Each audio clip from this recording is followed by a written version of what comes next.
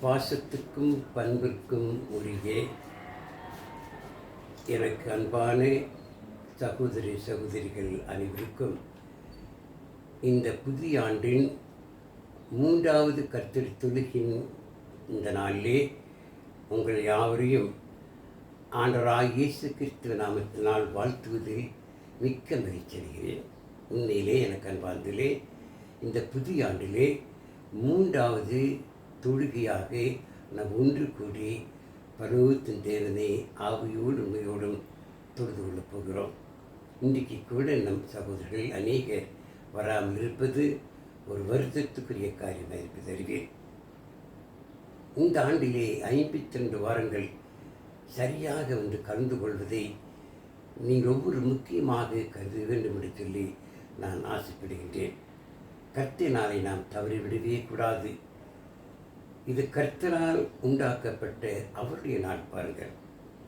ஆண்டவராகிய இயேசு கிறிஸ்து மலை பிரசங்கத்திலே சொன்னபோது, முதலாவது தேவ ராஜ்யத்தையும் அவர் நீதியும் தேடுங்கள், அப்பொழுது இவைகளெல்லாம் உங்களுக்கு கூட கொடுக்கப்படும் என்று சொல்லி ஆண்டவராகிய இயேசு கிறிஸ்து சொன்னார். உண்மைதான்.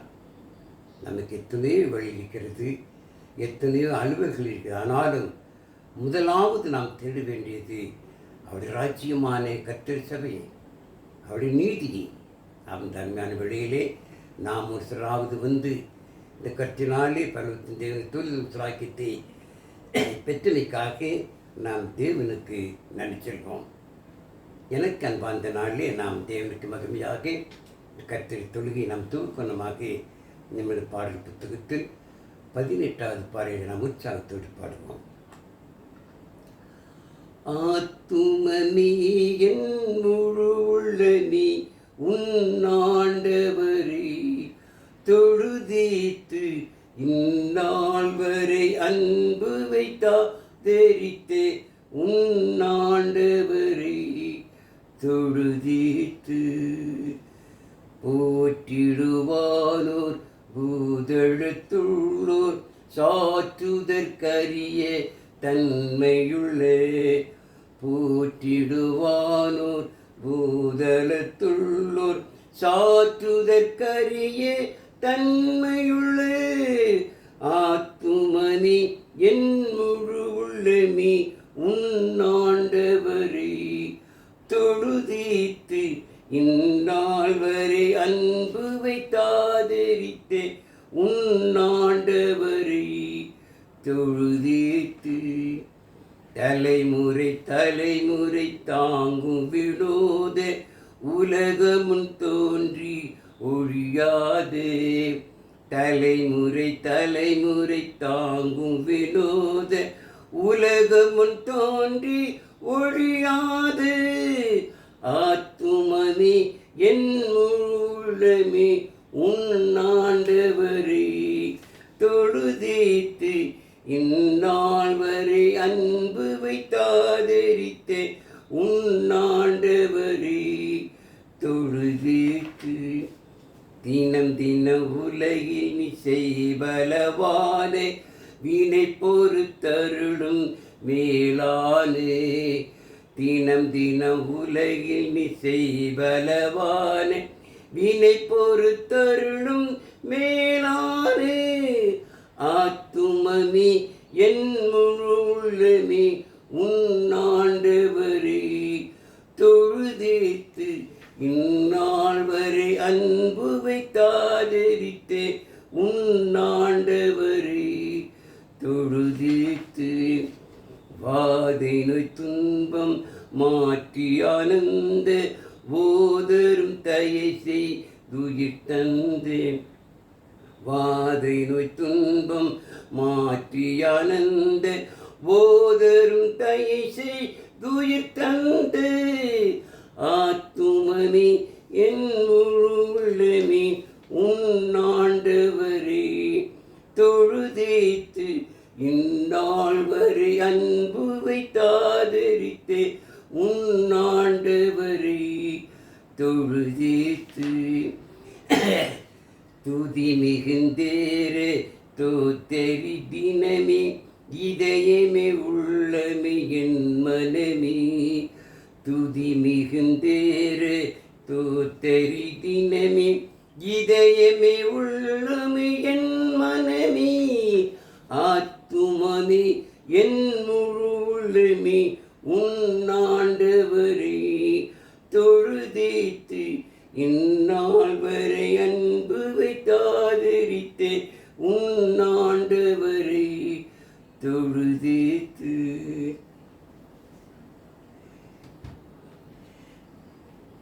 நாம் கண்களை மூடி பரலோகத்தின் தெய்வம் நோக்கி நாம் ஜெபம் செய்வோமாக. எங்களை அதிகமாய் நேசிக்கும் பரலோகத்தின் பரிசுத்த நல்ல பிதாவே, உன்னதத்தில் வாசம் செய்கிறவரே, சகல ஊற்றுகளுக்கும் நன்மையான அனைத்து தீவுகளுக்கும் காரணமானவரே, மீண்டுமாக தன்மையான உம்முடைய நாளானே இந்த கருத்து நாளே பிதாவே, நாங்கள் ஒரு சிலராக ஒன்று கூடி உண்மை நாங்கள் ஆவியோடு உங்கள் சொல்லும் சாக்கியத்தை பெற்றமைக்காக நன்றியோடு குறித்திருக்கிறோம். இப்பொழுதும் நாங்கள் வேத வசனத்தை நாங்கள் தியானிக்கிறோம் தகப்பனே. இதை கேட்கின்ற உள்ளங்களை திறந்தரலாம்.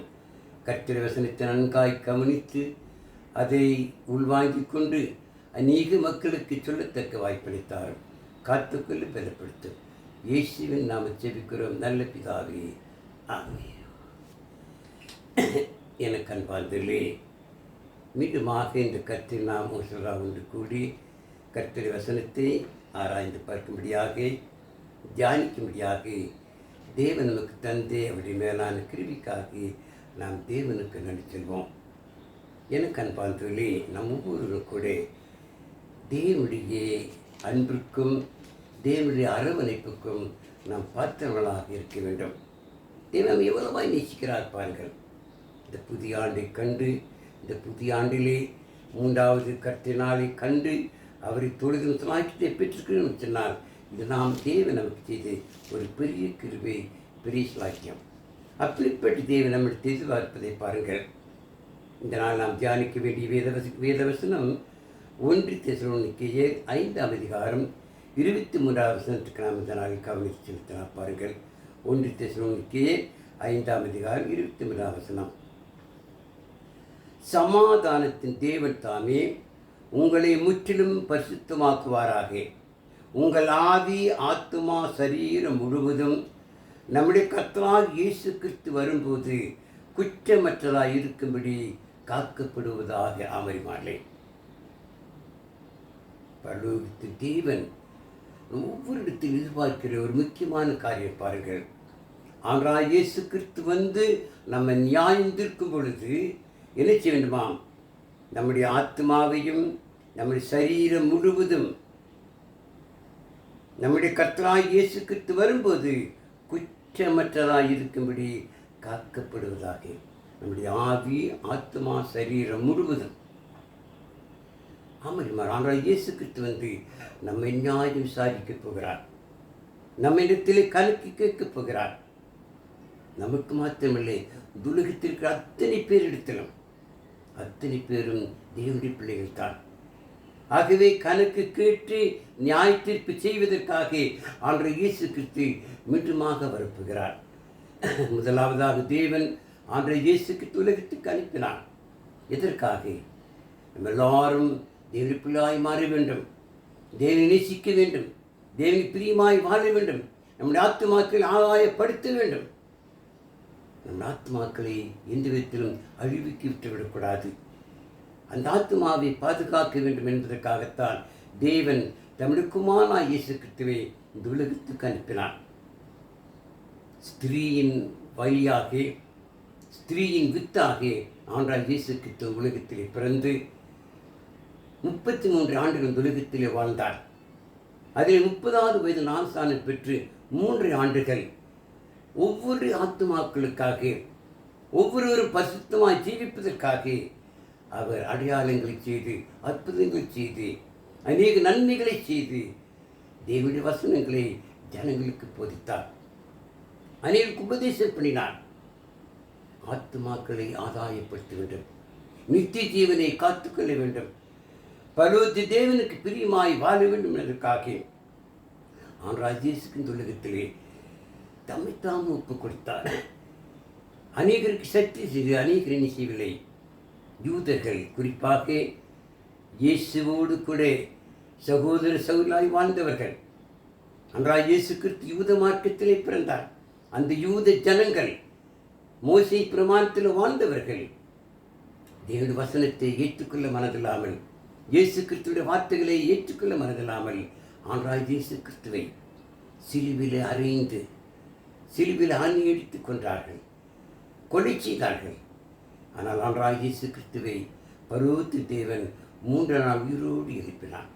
உயிரோடு எழுப்பி 40 நாட்கள் அவர் தேவனுடைய குமார் என்பதை நிரூபிப்பதற்காக மரித்தேன், அடக்கம் பண்ணப்பட்டேன், 3ஆம் உயிரோடு எழுந்தேன் என்பதை நிரூபித்து காட்டி 40 நாள் நிரூபித்து காட்டி இன்றைக்கும் பரலோகத்திலே பிதா வலது வார்த்தையில் வீற்றிருந்து அவருக்கு பிரியமாக ஜீவிக்கிற அவருடைய பிள்ளைகளுக்காக அவர் பரிந்து பேசிக் கொண்டிருக்கிறார்.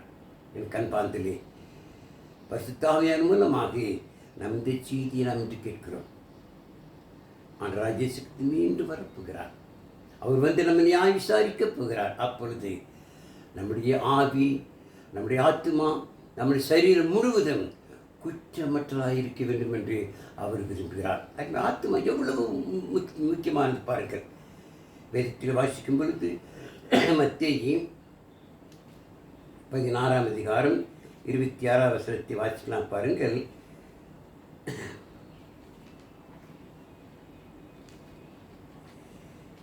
மத்தேயு 16:26 வாசிக்கும் பொழுது, மனுஷன் உலகம் முழுவதையும் ஆதாயப்படுத்திக் கொண்டாலும் தன் ஜீவன் நஷ்டப்படுத்தினாலும் அவனுக்கு லாபம் என்ன? மனுஷன் தன் ஜீவனுக்கு ஈடாக இணைத்து கொடுப்பான். ஜீவன் என்பது ஆத்மாவை குறிக்கிறது. எனக்கு அன்பார்ந்தது, இந்த ஆத்மா இந்த உலகத்தை காற்று வெளியேறி பெற்றதாம். ஒரு மனுஷன் உலகத்தை சம்பாதித்து விடலாம், ஆனால் ஆத்மாவை நஷ்டப்படுத்தினார் அவனுக்கு லாபம் என்ன? உலகம் முழுவதையும் ஆதாயப்படுத்திக் கொண்டாலும் தன் ஜீவன் நஷ்டப்படுத்தினால் அவனுக்கு லாபம் என்ன? அந்த ஜீவனுக்கு ஈடாக இணைத்துக் கொடுப்பாமரிமானே அந்த ஆத்மாவுக்கு ஈடாக இணைத்துக் கொடுக்க முடியும். இந்த ஆத்மா தேவனால் கொடுக்கப்பட்ட ஆத்மா பாருங்கள். முதலாக தேவன் ஆதாமை உருவாக்கின பொழுது ஆதாமை ஒரு மண்ணால் உருவாக்கினார். கண்கள், காதுகள், கைகள், கால்கள் வைத்து ஆதாமுடைய அந்த சிலையிலே அவர் தம்முடைய ஜீவ சுவாசத்தை அந்த சிலையின் நாசிலே ஊதினார். அப்பொழுது மனிதன் ஜீவ ஆத்மாவானான் பாருங்கள். ஆத்மா என்பது மனசாட்சியை குறிக்கிறது. ஆத்மா என்பது தேவனால் கொடுக்கப்பட்ட அந்த ஆத்மா. அது இன்னொரு வித சொல்கிறார், அது உள்ளான மனுஷன். இன்றைக்கு நம்மளாம் வெளியான மனுஷனோடு இருக்கிறோம், புற மனிதர்களாக இருக்கிறோம். அந்த ஆத்மா என்பது உள்ளான மனுஷன். அந்த உள்ளான மனுஷனானே அந்த ஆத்மாவை நீங்களும் நானும் குற்றமற்றதாய் பாதுகாக்க வேண்டும். இந்த ஆத்மா ஆதாயப்படுத்துவதற்காகத்தான், இந்த ஆத்மாவை பாதுகாப்பதற்காகத்தான் ஆண்டவராகிய இயேசு கிறிஸ்து இந்த உலகத்திலே வந்தார் பாருங்கள். யோவான் 3ஆம் அதிகாரம் 14ஆம் வசனத்தை வாசிக்கும் பொழுது, தேவன் தம்முடைய ஒரே பேரான குமாரனை விசுவாசிக்கிறவன் எவனோ அவன் கெட்டு போகாமல் நித்திய ஜீவனை அடையும்படிக்கு அவரை தந்தருளி இவ்வளவாய் உலகத்தில் அனுப்ப கொண்டாராம். எல்லாரும் நித்திய ஜீவனை பெற்றுக்கொள்ள வேண்டும். நித்திய ஜீவன் என்றால் ஆத்மாவை பாதுகாத்துக் கொள்ள வேண்டும். அந்த ஆத்மா அழிவில்லாதது. அந்த ஆத்மாவை, அழிவில்லாத ஆத்மாவை நாம் நிரந்தரமாக அதை பாதுகாக்க வேண்டும் என்றால் இயேசு கிறிஸ்துவை நாம் விசுவாசிக்க வேண்டும். அவர் விசுவாசித்தால் மாத்திரமே அந்த ஆத்மாவை நாம் பாதுகாக்க முடியும், நித்திய ஜீவனை பெற்றுக்கொள்ள முடியும். அதற்காகவே தேவன் தம்முடைய குமாரனை இந்த உலகத்துக்கு அனுப்பினார் பாருங்கள். ஆனால் இயேசு கிறிஸ்து வந்து உலக மக்களை பார்த்து அவர் கேட்கிறார் பாருங்கள். மத்தேயு 11ஆம் அதிகாரம் 28-30 வரை வாசிக்கும் பாருங்கள். மத்தேயு 11:20-30 வரை. வருத்தப்பட்டு பாரம் சுமக்கிறவர்களே, நீங்கள் எல்லாரும் என்னிடத்தில் வாருங்கள், நான் உங்களுக்கு இளைப்பாறுதல் தருவேன். நான் சாந்தமும் மனத்தாழ்மையுமாய் இருக்கிறேன். என் நுகத்தை உங்கள் மேல் ஏற்றுக்கொண்டு என்னிடத்திலே கற்றுக்கொள்ளுங்கள், அப்பொழுது உங்கள் ஆத்துமாக்களுக்கு இளைப்பாறுதல் கிடைக்கும். என் நுகம் மெதுவாயும் என் சுமை லகுவாயும் இருக்கிறது என்றார். ஆமென். இந்த ஆத்மாவை ஆதாயப்படுத்த வேண்டும் என்றால் பணங்களை செலவழிக்க வேண்டிய அவசியமில்லை. ஆனால் இயேசு கிறிஸ்துவை பின்பற்றினார். இயேசு கிறிஸ்துவின் நுகம், இயேசுக்கு நுகம் என்பது அவருடைய வசனங்கள், அவருடைய வார்த்தைகள், அது லகுவானவைகள். அவைகளை கற்றுக்கொண்டு அதன்படி நடந்தால் நிச்சயமாக என்ன செய்யலாம்? நம் ஆத்துமாக்களை ஆதாயப்படுத்த முடியும். நம் ஆத்மா இளைப்பாறுதல் கிடைக்கும். நம்முடைய ஆத்மா குற்றமற்றதாக மாறும். அதற்காகவே ஆண்டவராகிய இயேசு கிறிஸ்து இந்த உலகத்திலே வந்தார். இன்றைக்கு நீங்களான்னு கூட ஆண்டவராகிய இயேசு கிறிஸ்துவின் வசனத்தை கேட்டு அப்போஸ்தலரால் போதிக்கப்பட்டு அந்த சுவிசேஷத்தின் மூலமாக வேத வசனத்தை விசுவாசித்து பழைய பாமான் ஜீவித்து மனம் திரும்பி நான் விசுவாசத்தை அறிக்கை செய்து பாவ மன்னிப்புக்கு நான் சாணம் பெற்று நாம் பரிசுத்தமாக்கப்பட்டவர்களாய் ஆத்துமாவை நாம் ஆதாயப்படுத்தின மக்களாக, ரட்சிக்கப்பட்ட மக்களாக, நம்முடைய தேவ பிள்ளையாக ஆண்டவராகிய இயேசு ராஜ்யத்தில் நாம் நினைக்கிறோம், அங்கமாக இருக்கிறோம். பாருங்கள், இதிலே நாம் மரணப்பை உண்மையாக இருந்தால் என்ன செய்யலாம்? ஆத்துமாக்களை ஆதாயப்பட்டு அதனால்தான் பரிசுத்தமாக சொல்கிறார். ஆண்டவராகிய இயேசு கிறிஸ்து வந்து நம்ம நியாயம் விசாரிக்கும் பொழுது நம்முடைய சரீரம், நம்முடைய ஆவி, நம்முடைய ஆத்மா முழுவதும் செய்யணுமாம் குற்றமற்றதாக இருக்க வேண்டும். பாருங்கள், குற்றமற்றதாக இருக்க வேண்டும் சொன்னால் நாம் தேவனுக்கு பிரியமாக வாழ வேண்டும், தேவனை நேசிக்க வேண்டும், தேவ வார்த்தை என்ன சொல்கிறதோ அதை கேட்டு அதில் நடக்க வேண்டும். பாருங்கள், இன்றைக்கு அநேகர் இயேசுவை விசுவாசிக்கிறார்கள், இயேசுவை நம்புகிறார்கள். ஆனால் அதோடு மாத்திரம் போதாது. இயேசு கிறிஸ்து அடையாளங்களை செய்தார், அற்புதங்களை செய்தார், அநேகரை பார்த்தார்கள், அது இயேசுவை பின்பற்றினார்கள், விசுவாசித்தார்கள். ஆனால் அப்படிப்பட்ட மக்களை பார்த்து ஆண்டவர் சொல்லும்பொழுது பாருங்கள், யோவான் 8ஆம் அதிகாரம்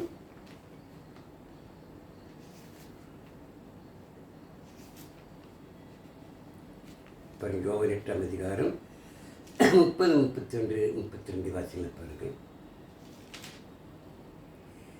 இவைகளை அவர் சொல்லுகையில் அநேகர் அவரிடத்தில் விசுவாசம் வைத்தார்கள். இயேசு தம்மை விசுவாசித்த இவர்களை நோக்கி, நீங்கள் என் உபதேசத்தில் இருந்திருந்தால் மெய்யாகவே என் சீஷராயிருப்பீர்கள், சத்தியத்தையும் அறிவீர்கள், சத்தியம் உங்களை விடுதலையாகி. இது சத்தியம். இந்த சத்தியத்தை அறிந்தால் என்ன செய்யுமாம்? உங்களை விடுதலையாக்க முடியும். என்ன சத்தியம்?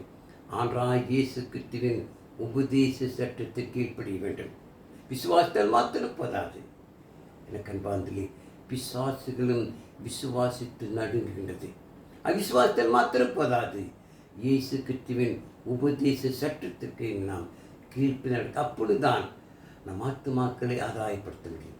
அப்பொழுதுதான் ஆத்துமாக்களை குற்றமற்றதாக காத்துக்கொள்ள முடியும். ஆத்மா எவ்வளவு முக்கியம் பாருங்கள். ஆத்மா ஆதாயப்படுத்த வேண்டும் என்று, ஆத்மாவை பாதுகாக்க வேண்டும் என்று சொல்லித்தான் ஆண்டவராகிய இயேசு கிறிஸ்து இந்த பூமியிலே வந்தார்.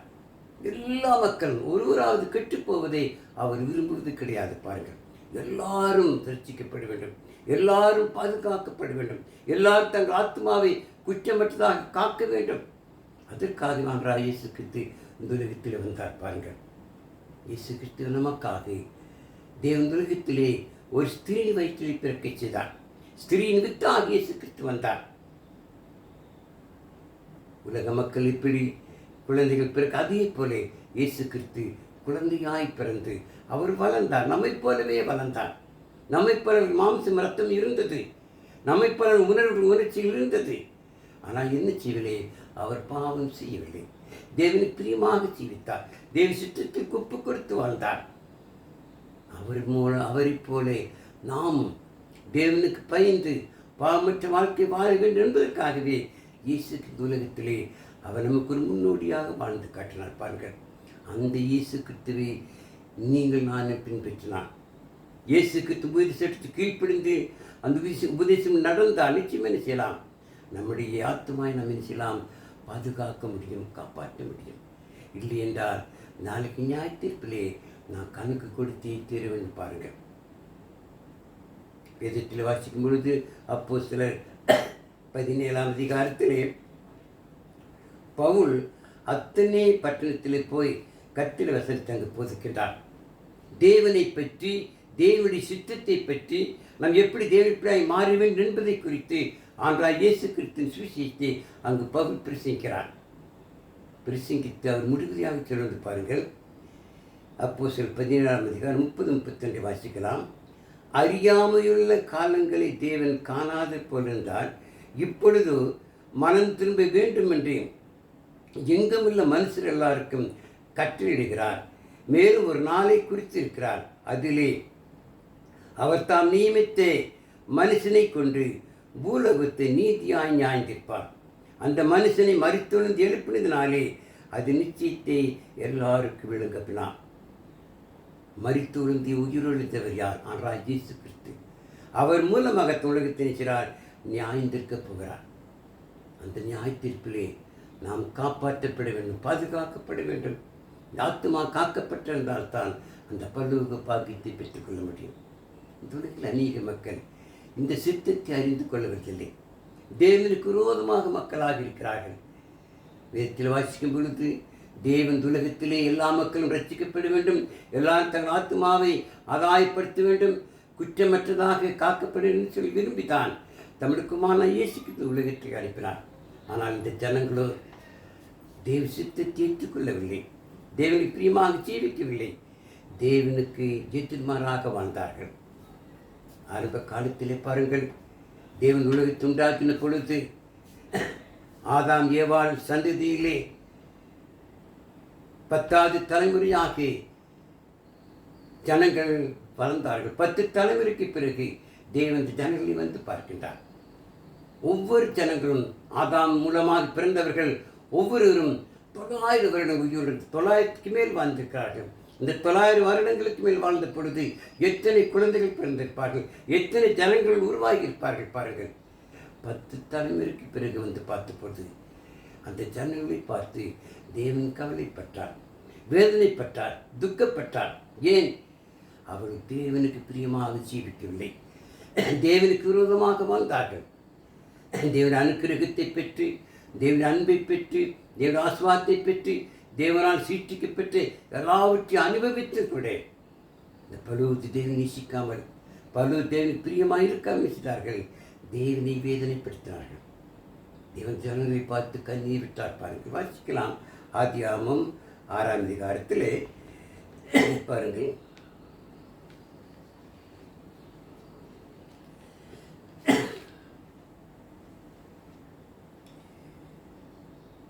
ஆதி 6ஆம் அதிகாரம் 5, 6 வாசிக்கலாம் பாருங்கள். மனுஷனுடைய அக்கிரமம் பூமியிலே பெருகிறது என்றும் அவன் இருதயத்தின் நினைவுகளின் தோற்றமெல்லாம் நித்தமும் பொல்லாது என்றும் கர்த்தர் கொண்டு தாம் பூமியிலே மனுஷனை உண்டாக்கினதற்காக கர்த்தர் மனஸ்தாபப்பட்டார். அது அவர் இருதயத்துக்கு விசனமாயிருந்தது.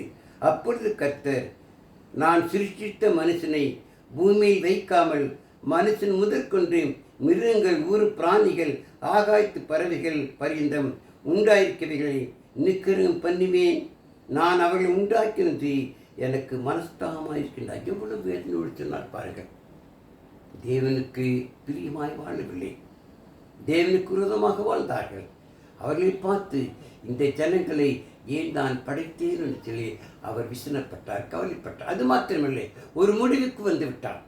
இனியும் இந்த ஜனங்களை செய்யக்கூடாது, உயிரோடு வைக்கக்கூடாது, அவர் நிக்கிரகம் பண்ணுவேன், அவர்களை அழிப்பேன் என்று சொல்லி தேவன் முடிவு கட்டி ஜல்ல பிரித்தல் நினைச்சார், அந்த உலகத்தை அழிக்க தீர்மானித்தார்.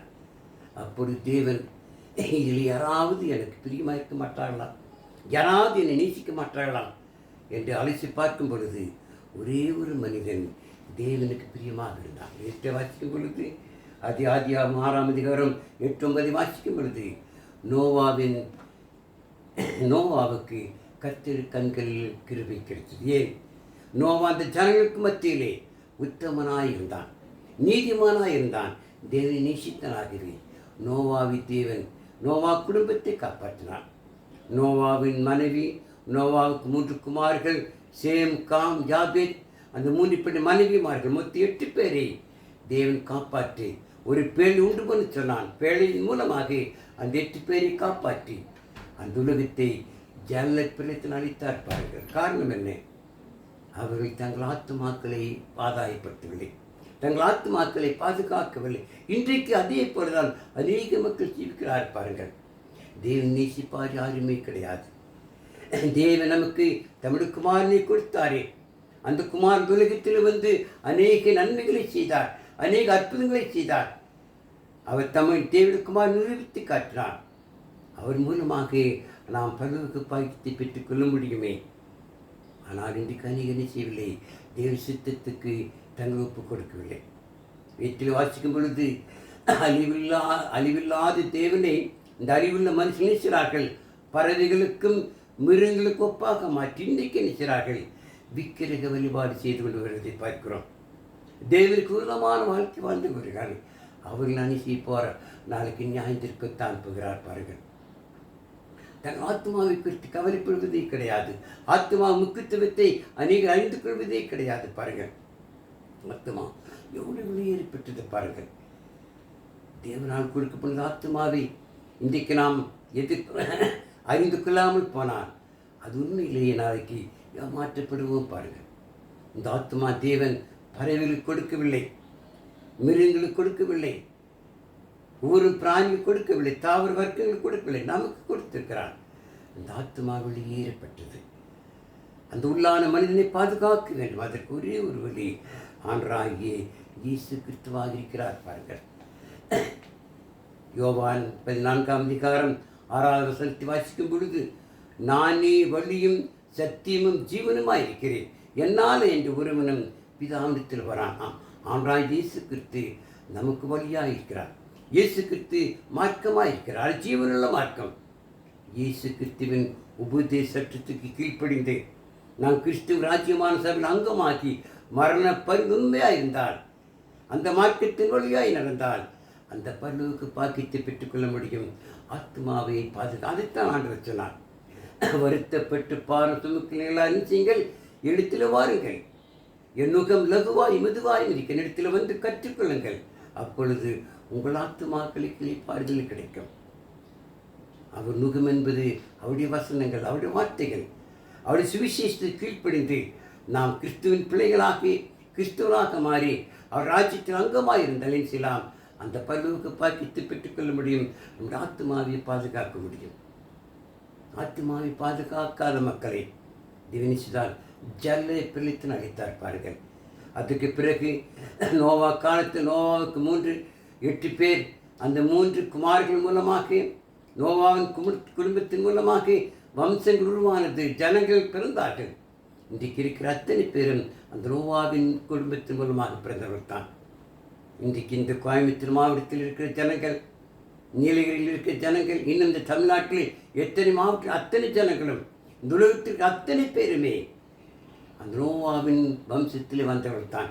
இவர்கள் எல்லாருமே தேவனை நேசிக்க வேண்டும், எல்லாருமே தேவனை பிரியமாக ஜீவிக்க, எல்லாருமே தங்களுக்கு கொடுக்கப்பட்ட ஆத்மாவை பாதுகாத்து கொள்ள வேண்டும். அதற்காகவே இயேசு கிறிஸ்துவை தேவனுலகத்தில் அழைத்தார். இயேசு கிறிஸ்து முன்னுமே தெரிந்து கொண்டார். ஒருவரால் கெட்டுப்போவதை அவர் விரும்பவில்லை. எல்லாரும் தங்களுக்கு இருக்கிற ஆத்மாக்களை ஆதாயப்படுத்த வேண்டும், அதை பாதுகாத்துக் கொள்ள வேண்டும், குற்றமற்றதாக அதை வைத்துக் கொள்ள வேண்டும். அதுக்குரிய ஒரு வழி ஆண்டவராகிய இயேசு கிறிஸ்துவின் உபதேசத்துக்கு அப்படி இல்லை என்றால் நாளைக்கு நியாயத்தீர்ப்பிலே நம்ம எப்படி பதில் சொல்வோம் பாருங்கள். இவரை 4:13 வாசிக்கும் பொழுது, அவருடைய பார்வைக்கு மறைவான சீட்டு ஒன்றுமில்லை, சகலமும் அவர் கண்களுக்கு முன்பாக நிர்வாணமாயும் வெளியரங்கமாயும் இருக்கிறது, அவருக்கே நாம் கணக்கு ஒப்புவிக்க வேண்டுமா முடியுமாஇல்லை. நாளைக்கு ஆண்டவராகிய இயேசு கிறிஸ்து வந்து நம்ம நியாயம் விசாரிக்கும் பொழுது நாம் கணக்கு ஒப்புவிக்க வேண்டும். அந்த நியாயத்தீர்ப்பிலே நாம் செல்வது பரலோகமா அது நரகமா என்பது அன்றைக்குத்தான் தெரியும்.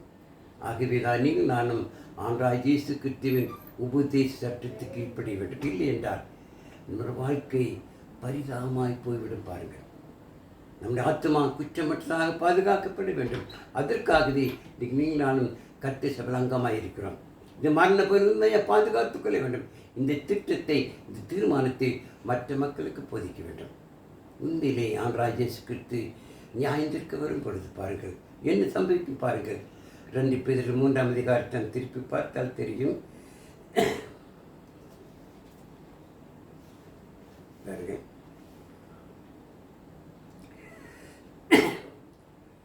5வது வசனத்தை வாசிங்கள். 2 பேர் 3:5 பூர்வ காலத்தில் தேவனுடைய வார்த்தையினாலே வானங்களும் ஜலத்தினின்று தோன்றி ஜலத்தினாலே நிலை கொண்டிருக்கிற பூமி உண்டாயின என்பதையும், அப்பொழுது இருந்த உலகம் ஜல பிள்ளைத்தினால் அழிந்தது என்பதையும் மனதாரே அறியாமல் இன்றைக்கு உலகில் அநேகர் மக்கள்.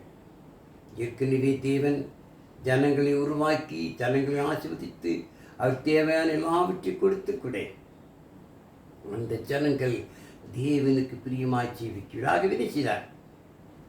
அந்த ஜனங்களை ஜல்லை பிரயத்தினால் அழைத்தார். நோவாவை மாத்திரம் காப்பாற்றி. இது அன்னைக்கு இன்னைக்கு அறியாமல் இருக்கிறார். அறிந்தும் தேவனுக்கு கீழ்ப்படியாமல் இருக்கிறார்கள். எவ்வளவு பெரிய வேதனை பாருங்கள். இனி என்ன நடக்கும் பாருங்கள். இப்பொழுது இருக்கிற வானங்களும் பூமியும் அந்த வார்த்தையினாலே அக்கினிக்கரையாக வைக்கப்பட்டு தேவ பக்தி இல்லாதவர்கள் நியாயத்திற்கப்பட்டு அழிந்து போகும் நாள் வரைக்கும் காக்கப்பட்டிருக்கிறது. பிரியமானே, கர்த்தருக்கு ஒரு நாள் 1000 வருஷம் போலவும் 1000 வருஷம் ஒரு நாளை போல் இருக்கிறேன் என்கிற ஒரு காரியத்தை நீங்கள் அறியாதிருக்க வேண்டாம். தாமதிக்கிற சில எண்ணுகிறபடி கர்த்தர் தமது வாக்கு திட்டத்தை குறித்து தாமதமாயிராமல் ஒருவரும் கெட்டு போகாமல் எல்லாரும் மனம் திரும்ப வேண்டும் என்று விரும்பி நம்மேல் நீடியே பொறுமையாகிறார் பாருங்கள். இன்றைக்கு நீங்கள் நினைக்கலாம், எங்களா ஆண்டவன் சொன்னாராம் இந்த உலகத்தை அழிப்பென்று சொல்லி. இல்லையே, உலகத்திலே அநேகர் இன்றைக்கு தீமை செய்த நன் சுகமோகமாக வாழ்ந்துக்கிறார்கள். அநியாயம் செய்கிறவன் தான் சுகமோகமாக வாழ்கிறார்கள். அவன் தண்டிக்கப்படவில்லையே. பெருமாளே, பரலோகத்து தேவன் பொறுமையோடு இருக்கிறால் எல்லாரும் மனம் திரும்ப வேண்டும். ஒருவரால் கெட்டு போவதை விரும்பவில்லை. அவர்களை யோசித்து நிதானித்து தன்னுடைய ஆத்துமாவை ஆதாயப்படுத்திக் கொள்ளே ஆண்டவராகிய இயேசு கிறிஸ்துவின் வழி என்பதை அவர் புரிந்து கொண்டு அந்த வழியை பின்பற்ற வேண்டும் என்று அவர் விரும்பி பொறுமையோடு காத்தில்லை என்றால் நாளைக்கு ஞாயிற்றுக்கிழமை ஏமாற்றப்படுவாங்க. வேறு வாசிக்கலாம் பாருங்கள். தாமதிக்கிறேன் சில எண்ணுகிறபடி கர்த்தர் தமது வாக்குத்தத்தை குறித்து தாமதமாயிராமல் ஒருவரும் கெட்டு போகாமல் எல்லாரும் மனம் திரும்ப வேண்டும் என்று விரும்பி நம்மை நீடிய பொறுமையாக இருக்கிறார். கர்த்தரினால் இரவிலே தேழல் வருகிதமாய் வரும். அப்பொழுது வானங்கள் மடமடை என்று அகன்று போம், பூதங்கள் வெந்து உருகிப்போம், பூமியும் அதிலுள்ள கிரிகளும் எரிந்து அழிந்து போம். இப்படி இவைகளெல்லாம் அழிந்து போவதாக இருக்கபடியால் நீங்கள் எப்படிப்பட்ட பரிசு நடக்கையும் தேவ பக்திகளாக இருக்க வேண்டும். தேவனுடைய நாள் சீக்கிரமாய் வரும்படிக்கு மிகுந்த அவரோடு காத்திருங்கள். அந்த நாளில் வானங்கள் வெந்து அழிந்து பூதங்கள் எரிந்து உருகிப்போம். அவருடைய வாக்குத்தத்தின்படியே நீதி வாசமாயிருக்கும் புதிய வானங்களும் புதிய உண்டாகும் என்று காத்திருக்கிறோம். ஆகையால் பிரியமானவர்களே, இவைகள் வர காத்திருக்கு நீங்கள் கரையற்றவர்களும் பிழை இல்லாதவருமாய் சமாதானத்தோடு அவர் சந்நிதியில் காணப்படும்படி ஜாக்கிரதையாக இருக்கலாம். தேவன் நம்மை சமாதானமாக இருக்கும்படி விரும்புகிறார். ஆகவே தான் உங்கள் ஆவி ஆத்மா சரீரம் முழுவதும் ஆண்டவராகிய இயேசு கிறிஸ்து நியாயந்திருக்கும் பொழுது குற்றமற்றதாக இருக்க வேண்டும் என்று அவர் விரும்பாமல் மாட்டேன். நாம் கரையற்ற மக்களாய், பிழை இல்லாத மக்களாய், பரிசுத்தவான்களாய், தேவன் பிரியமான மக்களாய் வாழ வேண்டும். அதற்காகவே தேவன் தம்முடைய குமாரனை இந்த பூவில் அனுப்பினார். அதற்காகவே தேவேத வசனமை கொடுத்துக்கிறார் பாருங்கள். எனக்கு அன்பாதனுக்கு நீங்கள் நானும் கூட கிறிஸ்துவுக்கு பிறந்து கரையற்ற மக்களாக, பிழையில்லாத மக்களாக, பரிசுத்தவான்களாக ஒவ்வொரு வாரமும் வந்து பருவத்தை தொழுது கொண்டிருக்கிறோம். இத்தோடு விட்டு விடாமல் இந்த செய்தியை, இந்த சத்தியத்தை தேவ விருப்பத்தை நினைச்சலாம் மற்றவர்களுக்கு போட்டிருப்போம். அநேக ஆத்துமாக்கள் ஆதாயப்படுத்துவோம், அநேக சத்தியத்தை சொல்லுவோம். இது நமக்கு கொடுக்கப்பட்ட ஒரு பெரிய ஈவு பாருங்கள், நம்முடைய கடமை. ஆகவே இந்த அருமையான வெளியிலே இந்த சத்தியத்தை மற்றவர்கள் சொல்லுவோம் என்றால் ஆண்டவராகிய இயேசு கிறிஸ்து பவுலின் மூலமாக பரிசுத்தால் ஏவப்பட்டு எழுதும் பொழுது உங்கள் ஆத்துமா, உங்கள் ஆவி, உங்கள் சரீரம் முழுவதும் ஆண்டவராகிய இயேசு கிறிஸ்து வரும் பொழுது குற்றமற்றதாக இருக்க வேண்டும். அதற்காக என்ன செய்ய வேண்டும்? நாம் பரிசுத்தமான வாழ்க்கை வாழ வேண்டும். அதற்கு முன்பாக கிறிஸ்துவுக்கு நாம் முன்மாதிரியான வாழ்க்கை வாழ வேண்டும். பாவமற்ற வாழ்க்கை வாழ வேண்டும். ஒவ்வொரு வாரமும் தவறாமல் வந்து கர்த்தரை நாம் தொழுது கொள்ள வேண்டும். சத்திய வசனத்தை கேட்க வேண்டும், ஜெபிக்க வேண்டும். கர்த்தரை பந்தில் பங்கு பெற வேண்டும், தேவனுக்கு என்று கொடுக்க வேண்டும். இதை மற்றவருக்கு சொல்ல வேண்டும். மரண பரியந்தம் அவருக்கு உண்மையாய் வாழ வேண்டும், பரிசுத்தமாய் வாழ வேண்டும். அப்பொழுதுதான் ஆத்மா என்ன செய்ய வேண்டுமா? குற்றமற்றதாக பாதுகாக்க முடியும். அப்படிப்பட்ட அந்த பரிசுத்தமான வாழ்க்கை வாழ்ந்து தேவனுக்கு பிரியமாக ஜீவிக்க தேவன் உதவி செய்வாராக. எனக்கு அன்பார்ந்த நாள் இந்த பொழுது நாம் கேட்டு இந்த வசனத்தை நம் மனதில் ஏற்றுக்கொண்டு அநேகரின் சத்தியத்தை செல்வோம், அநேகரை தேவனையாக மாற்றுவோம். அது ஒரு பெரிய நம்மில் இருந்த கடமை. ஜெபம் செய்வோம். இரக்க மிகுந்த எங்கள் பரலோக பிதாவே, உன்னதத்தில் வாசம் செய்கிறவரே, இந்நாள் வரை நாம் உம்முடைய பிள்ளைகளாக ஜீவிப்பது நீங்கள் கொடுத்தது பெரிய கிருபை தகப்பனே. நாங்கள் உமக்கு பிறந்து பரிசுத்தவான்களை வாழ்ந்து அநேக மக்கள் ஆதாயப்படுத்தவே நீங்கள் தெரிந்து கொண்டிருக்கிறீர்கள். இதை கேட்டபடி பிள்ளைகள் கூட மற்ற சத்தியத்தை சொல்லத்தக்கதான கிருபை செய்வையா. முதுக்குமானா இயேசு கிறிஸ்து வருகையிலே நாங்கள் நியாயந்திருக்கப்படும் போது எங்கள் ஆத்துமா, சரீரம், ஆவி முழுவதும் குற்றமற்றதாக இருக்கத்தக்கதாக நாங்கள் அதை பாதுகாத்து கொடுத்து செய்யும். காத்துக்களை பலப்படுத்தும். எங்கள் பாவ குற்ற தயவாக மன்னிப்பிதாவே. இவை அனைத்தையும் எங்கள் அருமையான ஆண்டவர் இயேசு கிறிஸ்துவின் வெளியேறி பெற்றின்ப நாமத்தில் கெஞ்சி மன்றாடுகிறோம் எங்கள் ஜீவன் நல்ல பிதாவே. ஆமென்.